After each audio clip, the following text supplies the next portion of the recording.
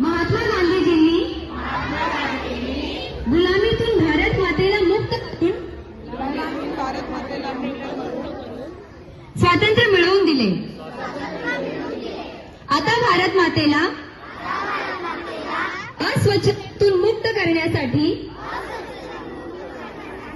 आपण आपले कर्तव्य पूर्ण करू। मी शपथ घेतो की मी स्वतः स्वच्छतेच्या बाबतीत जागरूक राहील